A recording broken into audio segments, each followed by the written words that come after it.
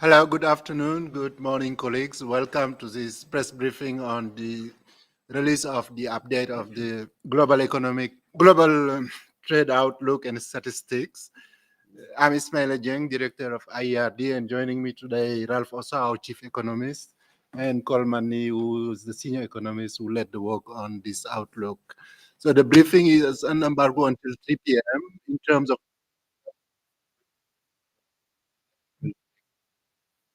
So I'll give it to Ralph. Thank you very much, Ismaila. Thank you all for coming. It's great to see that so many of you keep coming back. We are releasing today our October update of the Global Trade Outlook and Statistics Report, the most recent edition of which was issued back in April. The new report contains revised projections for merchandise trade in 2024 and 2025 based on available data for the year to date. Since the last report, inflation has cooled in advanced economies and central banks have started to lower interest rates. These developments were expected to lift consumption and investment spending and increase demand for imports. At the time, we expected Asian economies to lead the recovery of trade, while North America, Europe, and other regions were expected to make smaller, but also positive contributions. Globally, these expectations have mostly been realized. As illustrated by chart 1 in the report, the WTO now expects a 2.7% increase in the volume of world merchandise trade in 2024, up slightly from the previous estimate of 2.6%. The forecast for 2025 has been lowered to 3.0% from 3.3% previously. Trade expansion is expected to be accompanied by real world GDP growth. So of course, it's also the real world GDP growth, but I didn't mean to say that. So by real world GDP growth of 2.7% with market exchange rates both this year and next year.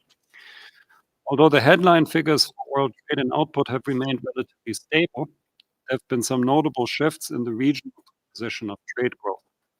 Downside risks to the forecast have also increased, including a widening conflict in the Middle East that has the potential to further disrupt trade flows. The two most important differences between the current forecast and the previous one are first, weaker than expected trade growth in European economies on the import and export side, and second, stronger than anticipated exports in Asian economies. As seen in chart 7 of the report, the Asia region is expected to contribute more than any other to export growth in 2024, adding 2.8 percentage points to the 3.3% projected growth rate for exports. Asia is also expected to contribute 1.4 percentage points to the 2.0% growth in imports this year. North America will contribute more than expected to imports, partly countering the drag exerted by Europe. Regional contributions should stabilize in 2025 in line with medium-term trends. Stronger than expected Asian export growth is sustained by increased shipments of electronics, automotive products, and other manufactured goods from China, but other economies in the region are also reporting strong export growth, including India, Vietnam, and Singapore. On the negative side, Europe's export decline has been led by automotive products and chemicals, production of which are both concentrated in Germany. Let me turn now to services trade for a moment. The outlook here is more positive than for goods, with US dollar value of world commercial services trade up 8% year on year in the first quarter of 2024. Comprehensive data on services will be released later in the month, but we expect continued strong growth in Q2. Returning to merchandise trade, more and more we are seeing evidence of decoupling and fragmentation of trade based on geopolitical concerns. Trade is increasingly conducted among like-minded countries, with war in Ukraine accelerating the process. However, we have yet to observe a global trend of regionalization or nearshoring. Finally, this year marks 30 years since the signing of the Marrakesh Agreement that founded the WTO. The report contains a special section looking at how the multilateral trading system has helped reduce poverty and raise living standards since then. As trade has grown fivefold over the last 3 decades, income convergence has taken place on a massive scale, with low and middle income economies tripling their per capita incomes.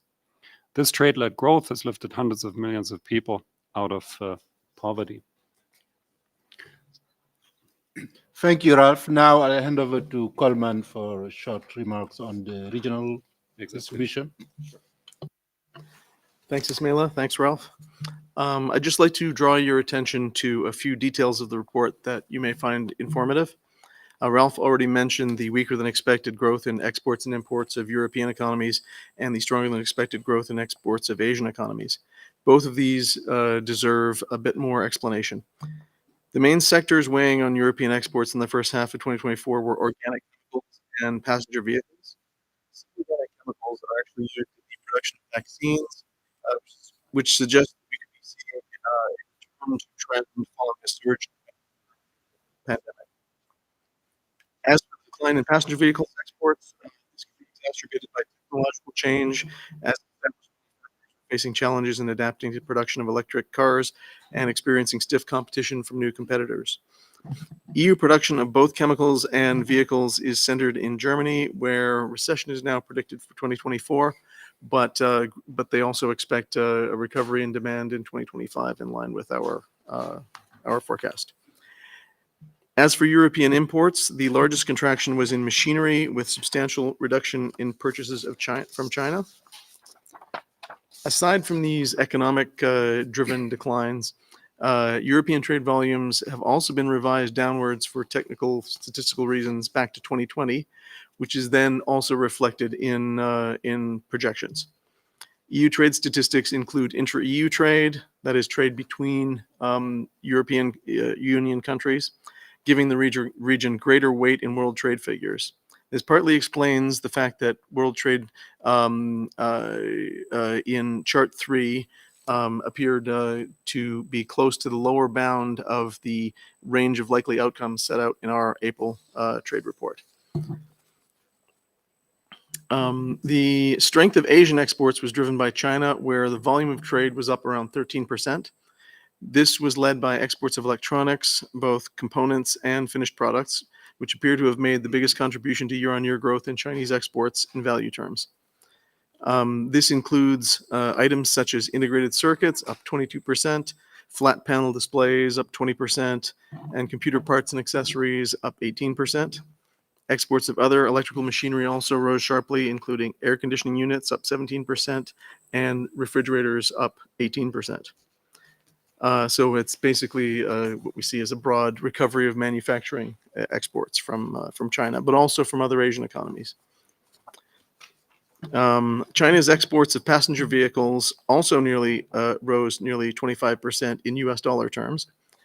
All electric vehicles accounted for 38% of Chinese car exports, but they only rose 2% compared to the same period in 2023. On the other hand, exports of conventional internal combustion engine cars were up 26%, and most of all, shipments of hybrids were up 182%. So that seems to be the area of growth. The European Union was the top destination for Chinese vehicles in the first 8 months of 2024, although shipments to the EU actually declined by 1% year on year. The biggest growth was in exports to other countries such as Mexico, up 33%, and Brazil, up 132%. Turning to Africa and the Middle East, we see stronger growth in both exports and imports in the former than in the latter. The Middle East's imports are expected to grow 9% this year as countries in the region remain flush with revenue from high energy prices. Both regions should see export and import growth revert to historical norms by next year. Finally, despite slow growth in volume terms, preliminary estimates suggest that the share of intra-regional trade in Africa may be rising. In the first half of 2024, the value of the region's imports are estimated to have fallen around 5%, while intra-regional trade is estimated to have risen 1%, which implies a rising intra-regional share from less than 11% last year to 12% this year.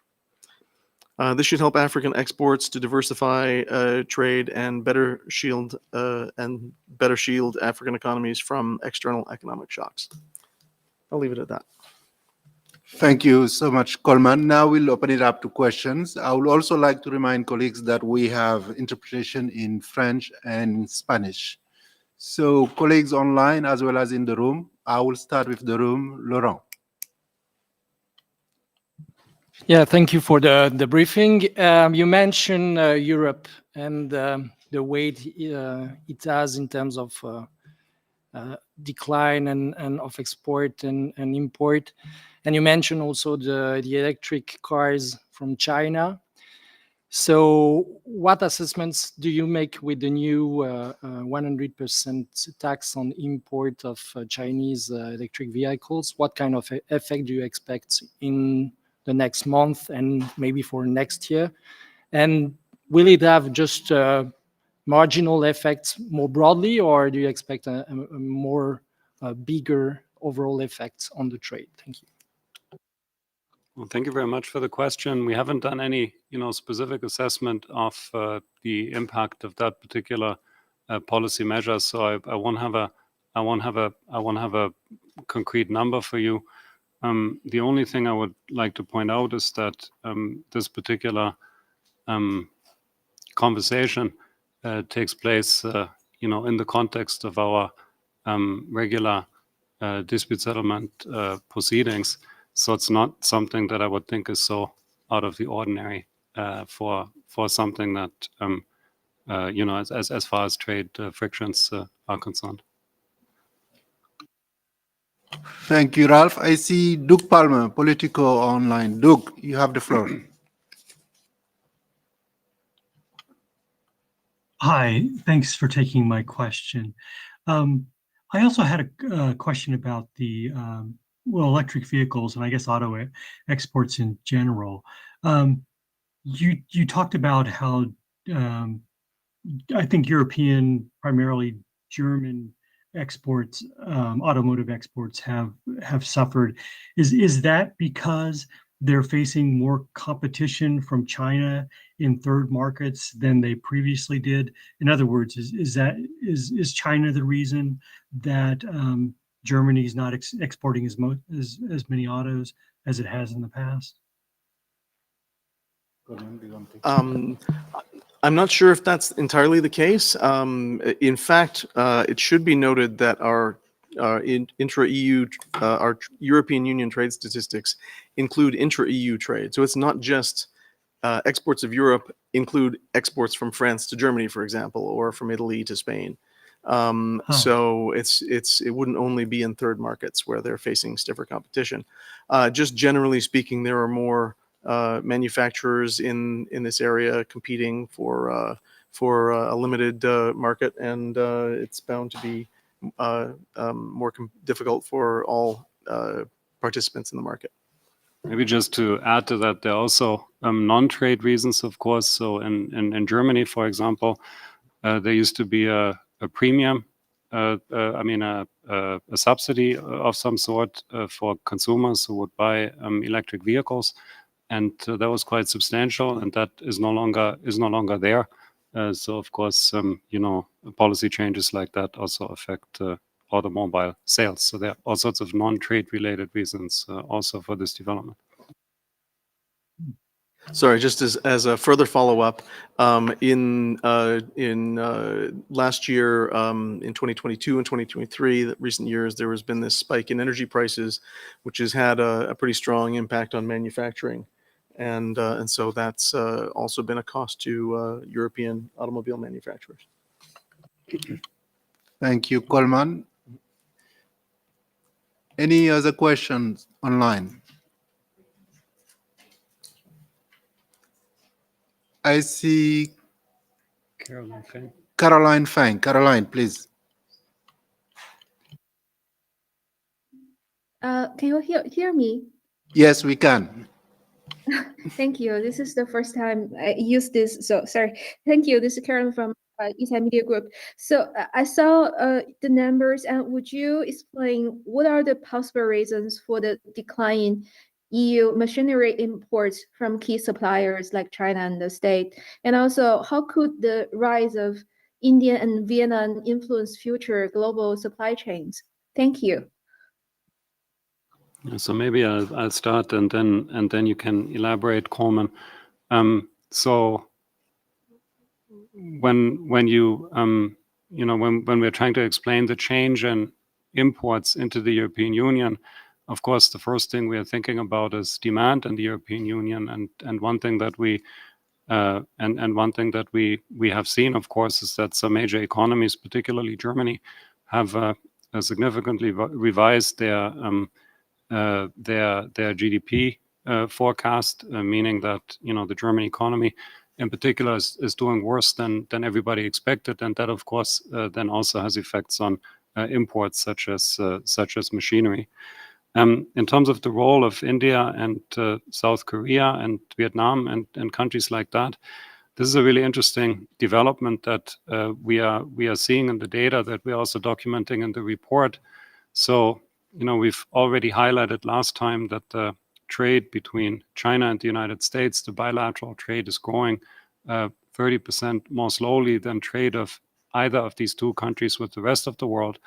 We've confirmed this analysis again, but what we have done is we have updated it and shown that trade between China, the United States, and so-called connector countries in particular, we pick Vietnam and Mexico to illustrate this, but I think it's also true for some of these other countries, has increased.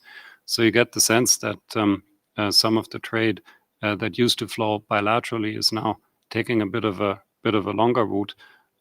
So that's clearly a shift that we are seeing and that we're also documenting here in the report. Yes, I would echo what Ralph said, also noting that some of the countries that appear to trade across this divide include Singapore, Malaysia, Thailand. As for the reasons specifically why industrial goods seem to be, I can't really speculate as to the reason for that. But. Thank you, Coleman. Anna Swanson, The New York Times. Anna, please, you have the floor.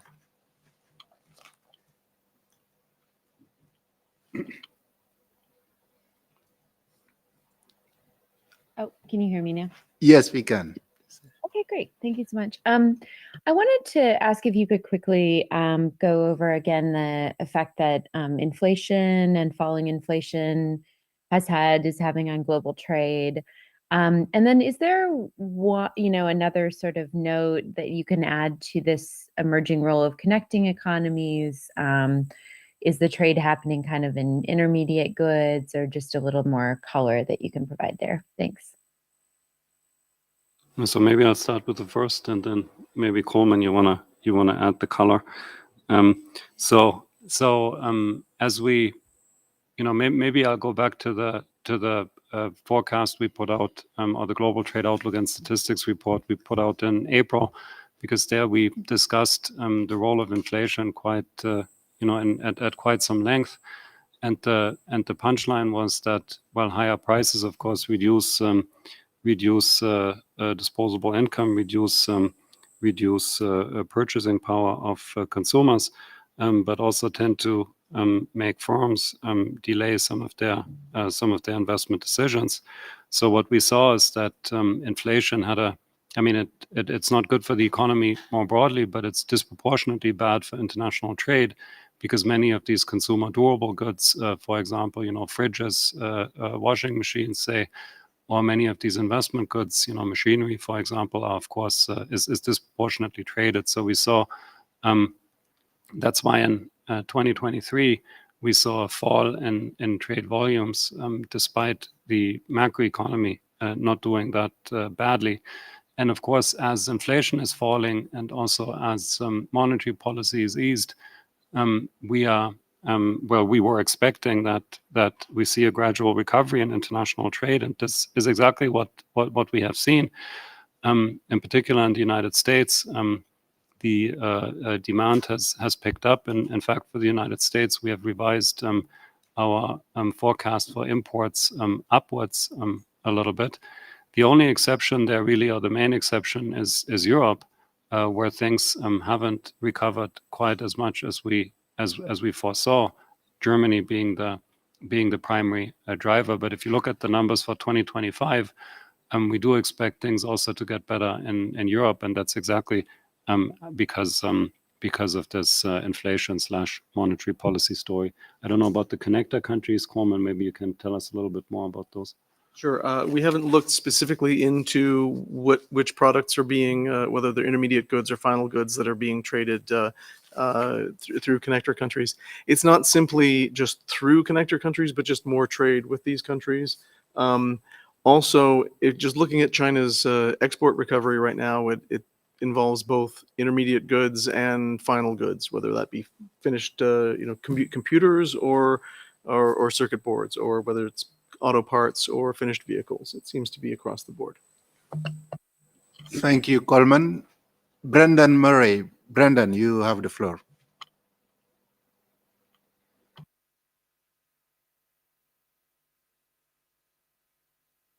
Hi there. Thanks for taking my question. So in about 4 weeks, we might know the result of a very closely contested election in the U.S.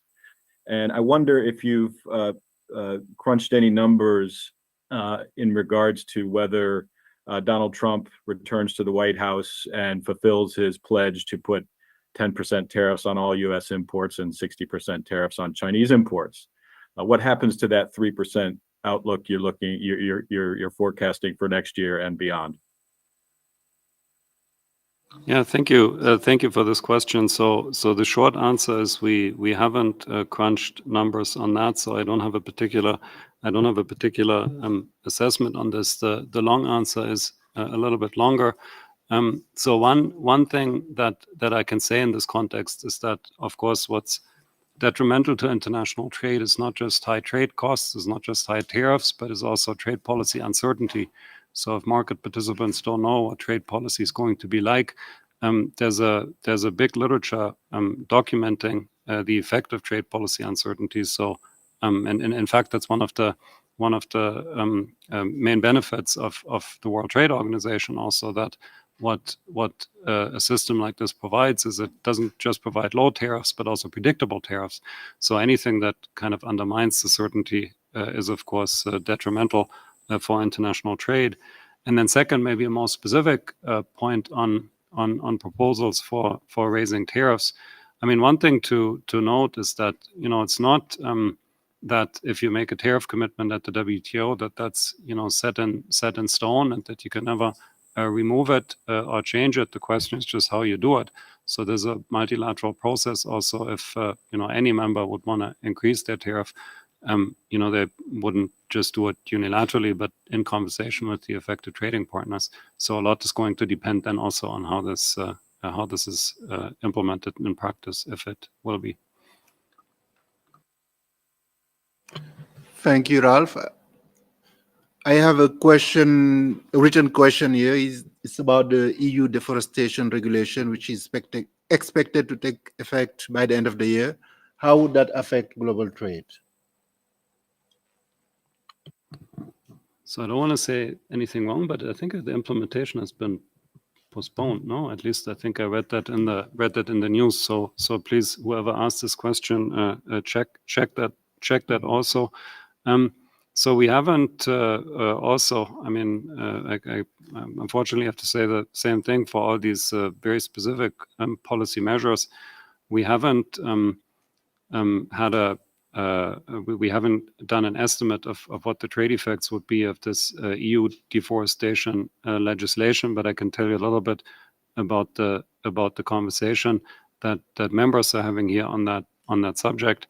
So on the one hand, there's I think a shared a concern about deforestation and a shared willingness to also do something to protect forests, protect rainforests.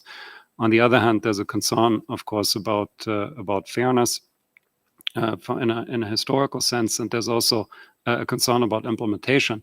So it's not just about what these kinds of regulations try to achieve, but it's also how they are achieving it and whether they are imposing excessive burdens on, for example, small and medium-sized enterprises, for example, on developing countries. So that's the kind of conversations that members are having here. But I don't have a precise forecast there.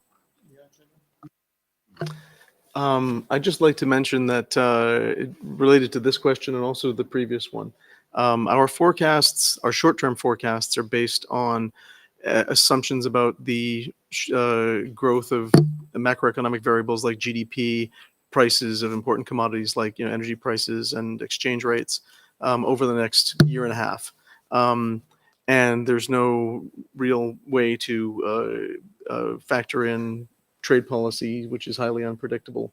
But we do have a range of likely outcomes in Chart 3 surrounding the central forecast.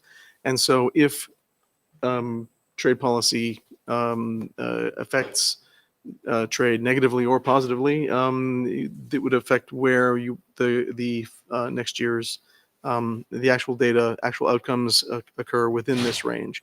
So it might affect push trade to the lower end of this confidence interval. Thank you, Coleman. Any other questions online? I don't see any hands.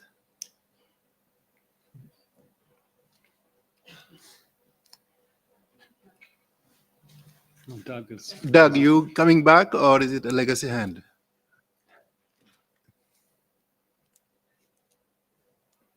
Yeah, yes, I would like to ask a question. Yes, if I- please. Thanks very much. Well, I guess two questions, please. One, we've heard a lot in the United States, a lot of concern in the United States about China exporting its excess. Excuse me, about China exporting its excess capacity. I just wondered, I mean, can you see that in the data? I mean, does that come through in certain sectors that exports of products like electrical vehicles and steel and I guess solar panels, stuff that it's very good at producing, that we're seeing that spike, or there's definitely a trend there towards increased exports. And then the second question has to do with connecting economies. I think that Anna asked about that. I'm just a little confused. I mean, are you saying that China or other countries are exporting to these economies instead of to the United States, and those products are being consumed in those economies, or are they somehow being processed and then shipped on to other economies? If you could just talk a little bit more about what you mean by connecting economies. Yeah, thank you very much. Two excellent questions. So let me take them in turn. So the whole debate on excess capacity, overcapacity in China, of course, different people mean different things.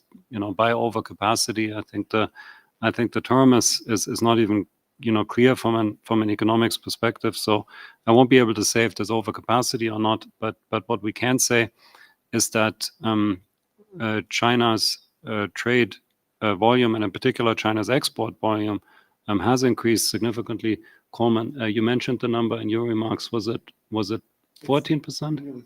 Nearly 13%, and in volume terms, and that's also what's driving the numbers for our Asia region upwards. I think I said in my opening remarks also that one thing that changed relative to the April forecast is that Asian exports are stronger and Chinese exports are particularly there. Maybe Coleman could say a little bit more about the sectors you already mentioned. Some of them, electronics, I think, is the main sector. Then on the connector economies, so maybe the name is even misleading. I can just tell you what we observe, and then how you interpret it is a different story. What you observe is, for example, that there's more trade between China and Mexico, and there's more trade between Mexico and the United States, and there's less trade between the United States and China.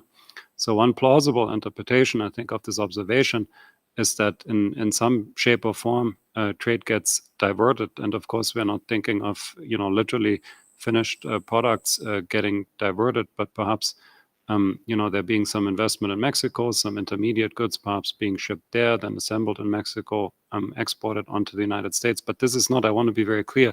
So we haven't looked at that directly. So it's not that we have, direct evidence of this kind of connector trade, let me call it, we just see that there's a kind of an increase in trade on both of these sides, and that's one interpretation that one could have, and that has also been put forward in some academic papers on this issue. Yeah, Coleman.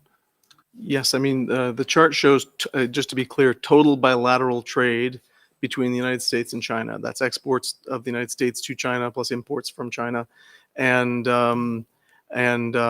also total bilateral trade of China and the United States with the rest of the world.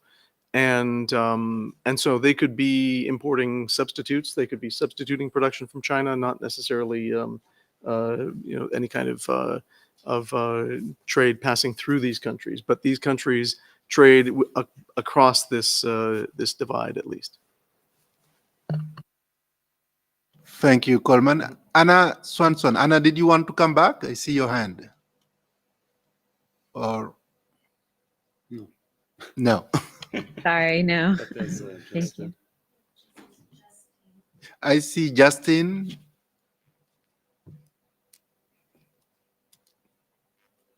Justin, you have the floor, please. Microphone would be on. If you're saying something, we don't hear you. Oh. Justin?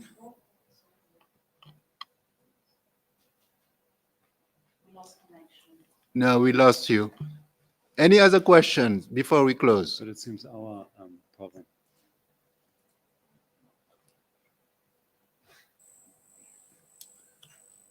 Yes, Justin, please go ahead. Hello, can you hear me? Yes, we can. Okay. Good afternoon. I just wanted to ask about the current demand for electronics. Has it already recovered, and how are you seeing it towards the end of the year? I couldn't hear that very well, but I did mention in my remarks that the Chinese exports of electronics were up in value terms, at least.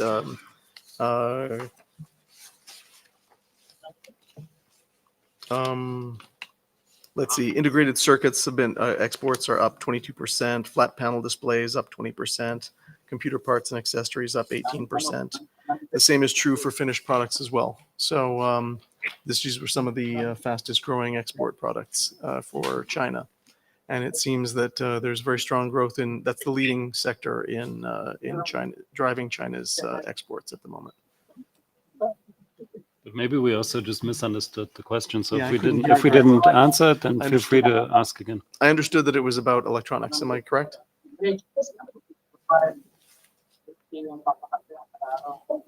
Justin, did we answer your question? Sorry, Did we answer your question? Did you get an answer to your question? Or were you asking something else? yes, but I wanted to follow up. Okay. Yes, we are listening. Mm-hmm. Okay. Can you tell us about the emerging markets for this kind of products besides China? Emerging markets for these kinds of products besides China. I don't have any information on which markets these products are going to. These forecasts are for total exports to world. So, but that's something that we can maybe look into in our next report in April. All right. Thanks, Coleman. I think we'll bring it to a close here. I would like to thank everyone for joining us, and we'll be happy to take any other questions you have during the day. So please reach out to the media team. I want to thank Ralph and Coleman for this briefing. Thank you. See you soon. Thank you. Thanks.